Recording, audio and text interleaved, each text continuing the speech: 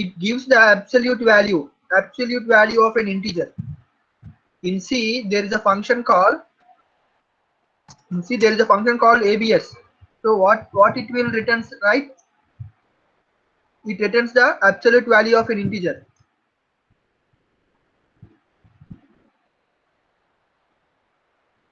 Absolute value of an integer. For floating absolute value, we have to use this function. Okay. For long absolute value, we have to use LABS. Okay. So we have to remember all these functions. Okay. So for integer absolute value, we have to remember ABS function. For float absolute value, we have to remember this function. For long absolute value, we have to remember this function. So remembering for the function of absolute, or for the function of absolute value of any number, we have to remember all these functions. So it becomes difficult to remember all these functions. Okay. For one operation, for one absolute value operation, we have to remember all these functions. So remembering all these functions becomes complex. So but using method overloading, it simplifies this concept. Okay, this concept, it will be simplifies. How it will be simplifies, right? So I will be implementing a program. Okay. So generally, what is a method overloading means? Class having same method name, same method with different arguments. Arguments are also known as parameters. Okay. Class with same method with different arguments or parameters is known as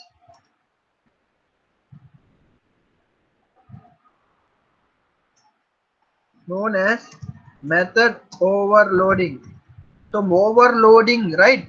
So here method is overloaded with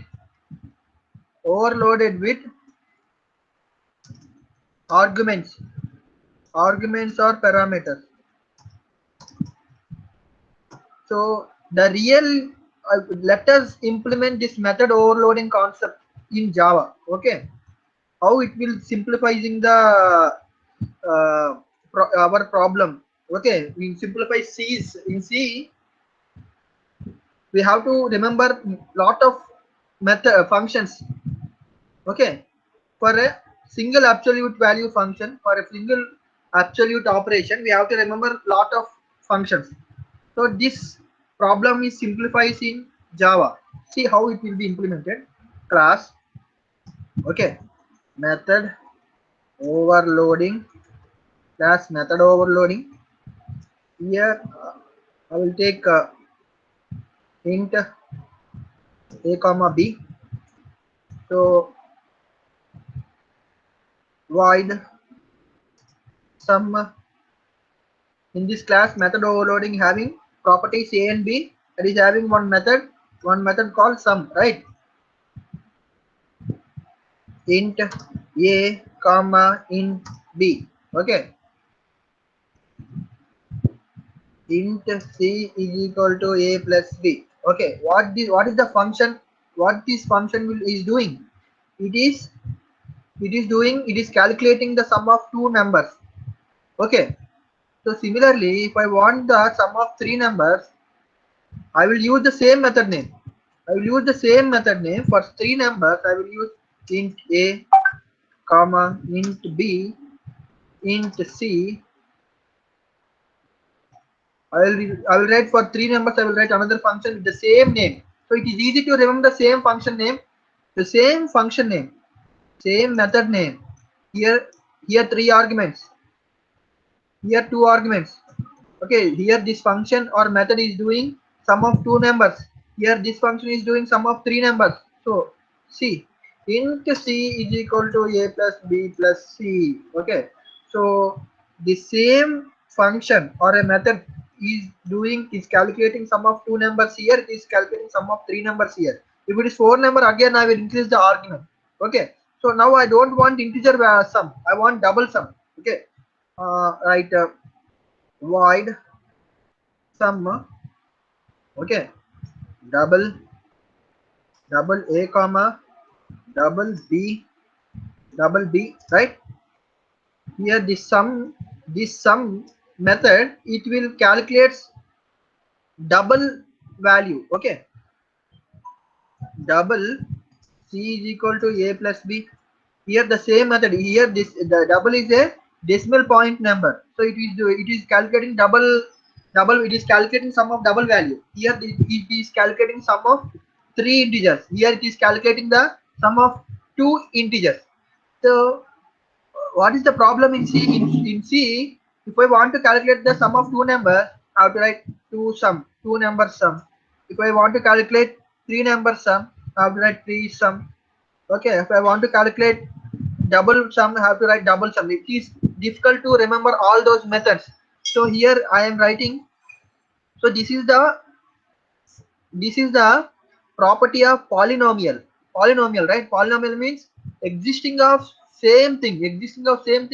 Sum, it is existing of same method name, but it is calculating two numbers. Existing of same method, it is calculating sum of three numbers.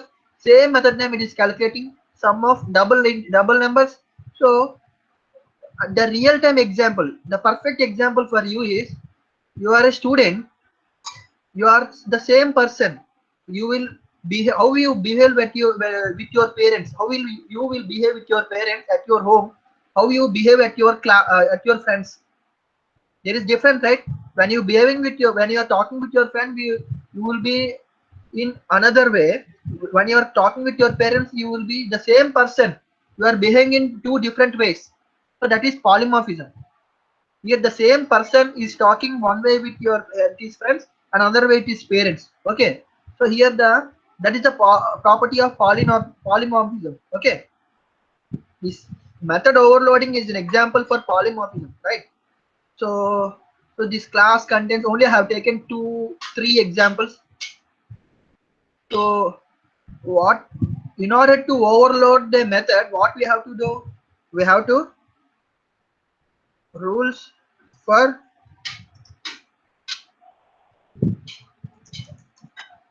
how to overload the methods.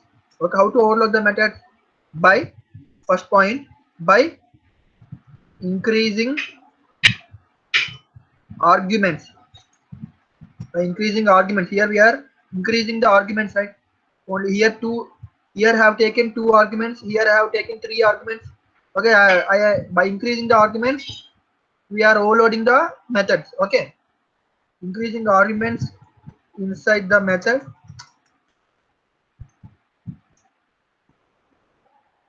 by changing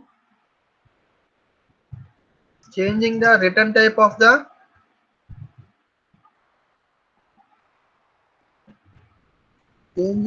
data type of the arguments. ఇక్కడ నేను ఇక్కడ int a int b తీసుకున్నాను, ఇక్కడ int a int b int c తీసుకున్నాను, ఇక్కడ data type change చేశాను. Okay, in this way we can overload the method. Here the method sum is overloaded with, in the first method sum method is overloaded with two integers. In the second method, the same method is overloaded with three integers. Here the same method is overloaded with two double values. Okay, so how method is overloaded? By increasing the number of arguments inside the method, and by changing the data type of the arguments inside the method. Okay, so this is the concept of overloading. Let us see how to execute. So this is a class, so I want to, so these are comments, right? So these are comments. Okay, it will not be compiled. Okay, so what is the use of comments? It will increase the readability of the program. Okay, so for this class I will write a main method to execute this program. Public static void main string args, how to create an object and access those values. How to create an object? What is the class name? Method overriding, right? Method overloading, right? Method overloading m is equal to new method overloading m dot sum. So first, so if I want to call this method, if I want to call this method, I have to pass two integer values. Two integer values I have to pass. I want to call that method 10 comma 20. Okay. If I want to call this method, I have to pass three integers, right? How to? I will pass three integers like 11, 21, 22, and 31. Okay. Semicolon. Every statement must be end with a semicolon. Okay. Okay. Next, double value. If I want to call this method, with sum which is having two arguments, double arguments, I have to call.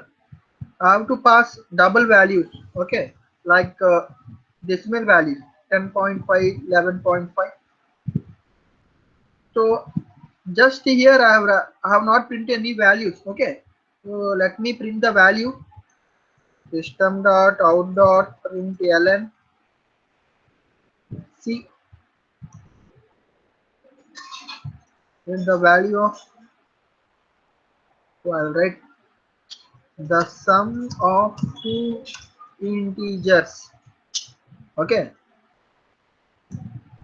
here this method is the sum of two integers. This method is the sum of three integers.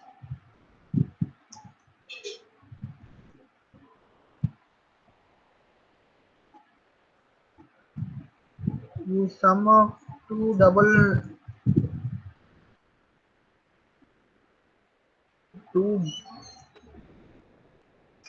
values. Okay, let me execute this program. How to save this program? Method overloading dot java. So method overloading. What is the class name? Method overloading, right?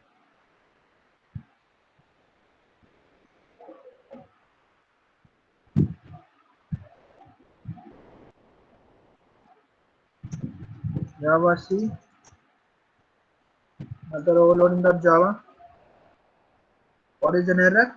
How to overload the method? 1 minute.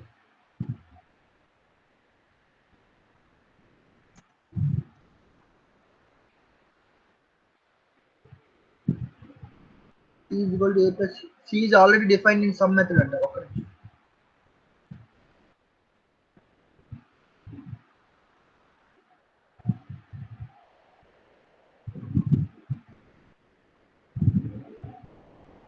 A comma B comma C అని ఇచ్చేలా తీసుకున్నాడు.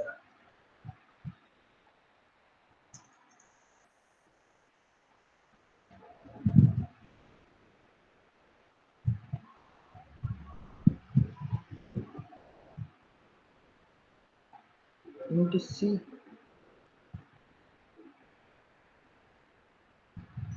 Class ఏం తీసుకోవద్దు. Let us see what will happen. Variable C is already defined in main in the method sum.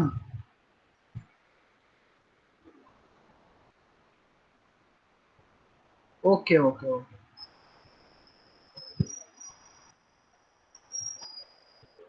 So I have to take double value. Okay, D value.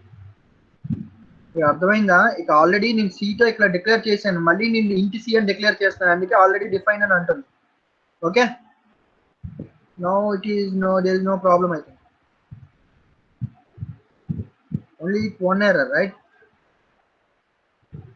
The program is compiled. Okay, this is the program. Let me stop the program.